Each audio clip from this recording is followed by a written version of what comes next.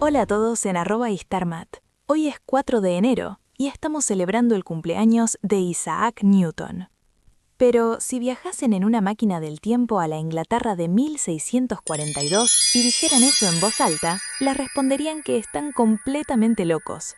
Porque Isaac Newton nació, según sus contemporáneos, hace 10 días, exactamente en Navidad. ¿Cómo es posible? ¿Acaso el padre de la física clásica fue tan extraordinario que nació 2 veces? No exactamente. El verdadero problema es que en el siglo XVII Europa vivía en un auténtico caos temporal.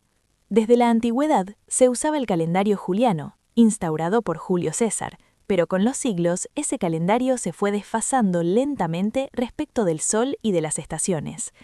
Para corregir ese error acumulado, en 1582 el Papa Gregorio XIII impulsó una reforma, el calendario gregoriano, que ajustaba las fechas, eliminando de un plumazo varios días. Los países católicos lo adoptaron enseguida, pero la Inglaterra protestante desconfiaba profundamente de cualquier cosa que viniera de Roma, y siguió fiel al viejo calendario juliano. Imaginen el lío. Podías cruzar el Canal de la Mancha y llegar a Francia 10 días después, en apenas unas horas de barco. Y nosotros hoy nos quejamos del jet lag. Ellos directamente aterrizaban en otra semana. Una locura, ¿verdad? Newton nació justo ahí, en el borde de dos mundos, y literalmente de dos fechas. El nacimiento de Newton fue todo menos prometedor.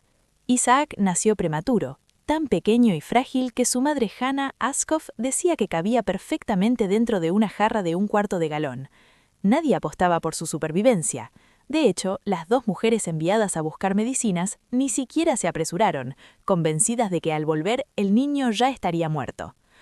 Pero Isaac sobrevivió, y su infancia fue todo menos idílica. Su padre había muerto meses antes de que él naciera, y cuando Isaac tenía apenas 3 años, su madre volvió a casarse con un clérigo acomodado, Barnabas Smith. El detalle importante, Smith no quería al niño. Resultado, Hannah se fue a vivir con su nuevo marido, y dejó a Isaac al cuidado de su abuela. Y esto no fue un detalle menor. Newton nunca lo perdonó. Años más tarde, ya adulto, escribió una lista de pecados para confesarse. Entre ellos dejó por escrito algo inquietante. Amenacé a mi padre y a mi madre Smith con quemarlos a ellos y a su casa. Sí, el hombre que formuló las leyes del movimiento tenía un carácter intenso desde muy temprano. Volvamos al tema del tiempo, porque el caos no era solo familiar, también era cronológico. En la época de Newton, fechar un evento podía ser un problema matemático en sí mismo. Si escribías una carta desde Inglaterra a Italia, lo prudente era poner 2 fechas, Old Style y New Style. Si no lo hacías, corrías el riesgo de que pareciera que habías respondido una carta antes de recibirla. Para historiadores, archivistas y matemáticos, esto fue durante décadas un festival de anacronismos. Y, por supuesto, había resistencia. Muchos ingleses veían el calendario gregoriano como una imposición papal.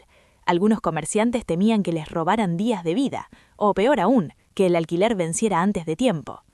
Newton vivió toda su vida bajo este sistema dual. Quizás no sea casualidad que alguien obsesionado con el orden, la regularidad y las leyes universales haya crecido en medio de semejante desorden temporal. Claro que hoy no recordamos a Newton solo por su fecha de nacimiento. Lo recordamos por los principia, por las leyes del movimiento, por la gravitación universal y por haber inventado el cálculo, aunque él insistiera en llamarlo método de las fluxiones, en lo que fue una rivalidad histórica digna de telenovela científica. Desde aquel niño diminuto de una granja en Lincolnshire hasta el arquitecto del universo mecánico, Newton transformó el caos del calendario y del mundo físico en leyes. Así que ya sea el 25 de diciembre o el 4 de enero, hoy brindamos por el hombre que nos explicó por qué seguimos firmemente pegados a este planeta.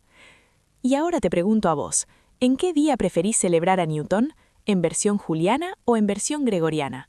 Te leo en los comentarios.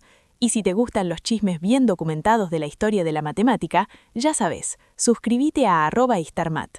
Hasta la próxima.